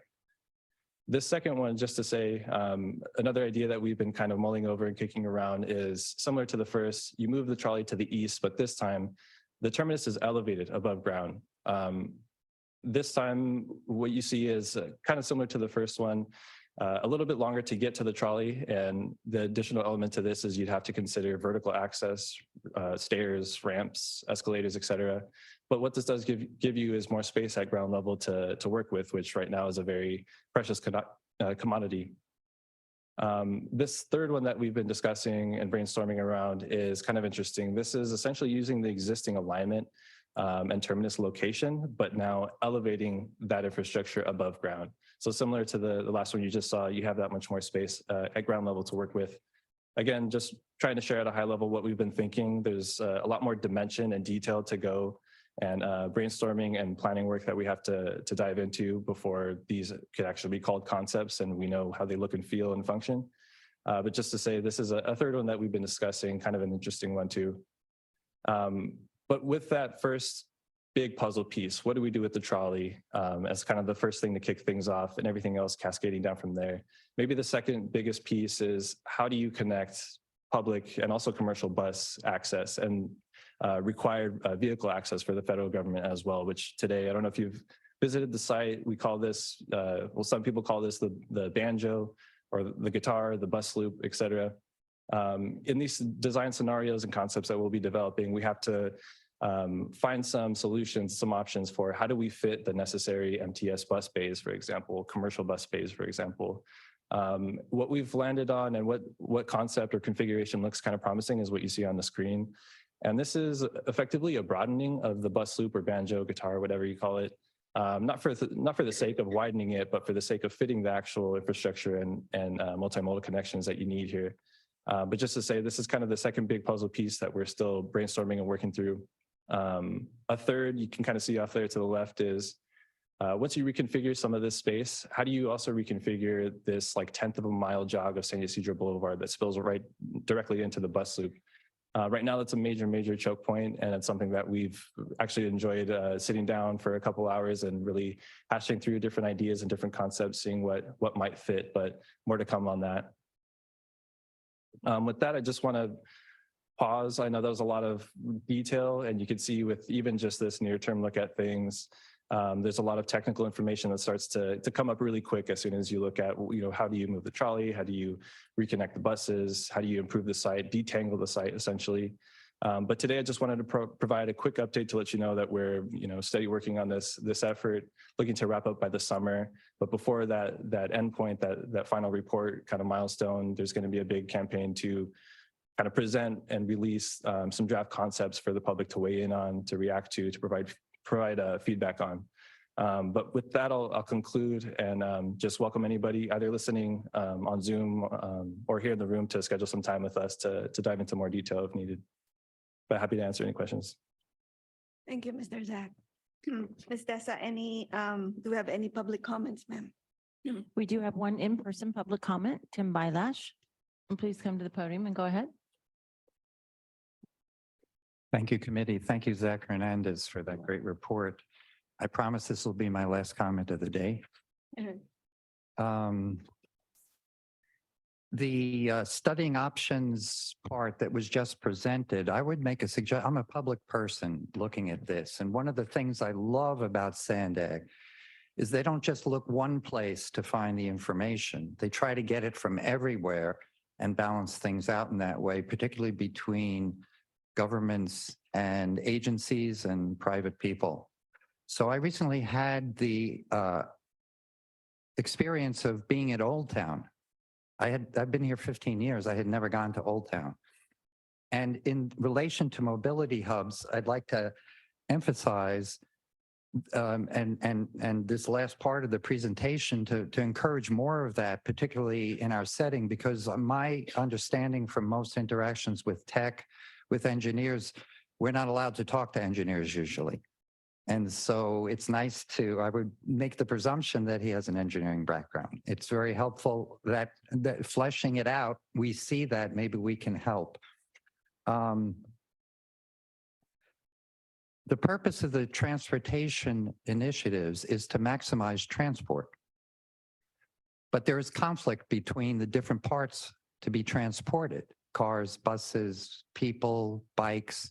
And I saw this in Florida in terms of when you're designing intersections, the problems aren't the roadways, the problems are the crossings. And one of the crossings I saw in Old Town as a pedestrian was my confusion where to go. At one point, it looked like I should cross the track, but then it has a sign that says, don't cross the track. You have to go down to the street and you come around. They have buses over here. They have a parking lot over there. They have streets over here. And everybody is different in terms of their responsibilities for that. So sometimes fleshing it out back and forth helps engineers to design better, to integrate better, which is what Sandag, I think, does. And so I would suggest from a public perspective, the more we get to interact with the engineers as a public, I think the better. An example was at that fair that Sandag had, I think it was on Balboa Avenue, I mentioned before. It's really nice that opportunity to have a little back and forth as a public, I think helps.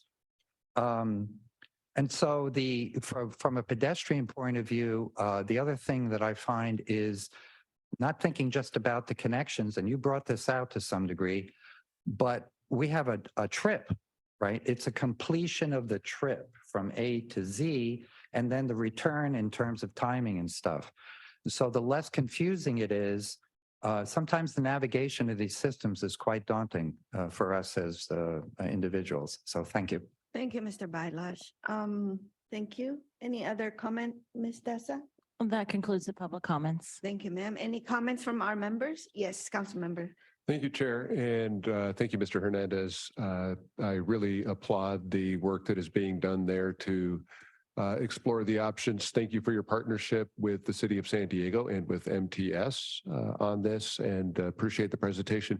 I also just want to say how much I appreciate all the presentations that we have received today. So much important work going on here, and I look forward to participating with this committee in the months ahead. Thank you. Council member, any other comment? Yes, Ms. Elsa? I just want to congratulate Sandag and Caltrans, because as somebody who has worked on border issues, lived on both sides of the border, I have crossed that border all of my life. It can be worse than anybody can believe. People standing there for hours and then crossing the border and not having a place to go for finding a restroom, standing in the rain, in the sun, or being in cars with all that pollution. But what my point is that Sandag and Caltrans has really taken upon themselves an opportunity, I will call it, to do something about those issues, to have young people like SAC, Hector Vanegas, and others on staff to be able to do this work and to do it in a focused way, to come forward with 90,000 people cross that border, and what does that mean for a community? And that's been very important for this organization and Caltrans to be able to go to Washington and get the funding to make those changes.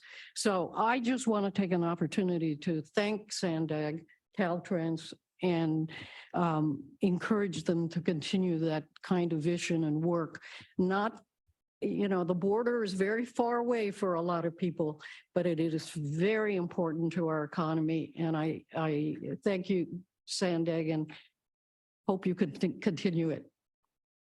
Thank you, Ms. Axwood. Any other comment from our seeing none? Oh, there is. Oh, I'm so sorry. I have a question. As we know, there's a lot of government money right now, federal money for transit. And I know you're not to that funding point yet. It sounds like you're in the design point at this point. And a lot of that money is better used when you can collaborate. And it sounds like MTS is collaborating with the city. And so will you be trying to get this together to try to get that sort of funding for this project? Because I could see this as a really big step for the border to get this done.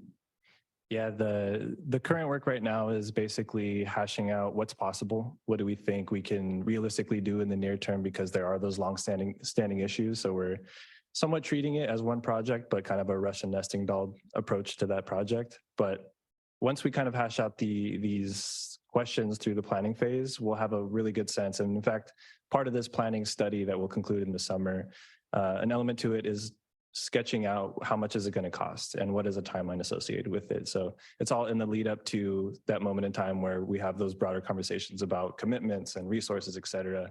Right now, we have resources to get us through some of that planning work, especially with this ongoing study that's paid for with local MTS funding. The longer term phase 2 planning work, we have some resources, thanks to actually REAP, which you heard Tueri talk about a little bit earlier, some funding there, looking for some more to hash out that planning work as well. But then what's to come after that, the implementation, the costs associated with implementing a project like this, those are details that are to come. Okay, thank you. If I may, Yes. Chairwoman, Yes, Ms. just to Conley. respond a little bit further there, Deputy Mayor. One of the priority projects that Sandag has is the blue line and development of the purple line trolley. When we talk about the blue line, it includes the San Ysidro Mobility Hub, as well as speeding up that blue line trolley into downtown San Diego. And as we talk about that, right now that trip between the border and downtown is about an hour. By making some improvements where we separate the grades on that, we can get that down to a half an hour. So that'll make a big difference for people coming across the border. So we're looking at that whole piece to get all of that ready so that we can be ready for those big federal grants.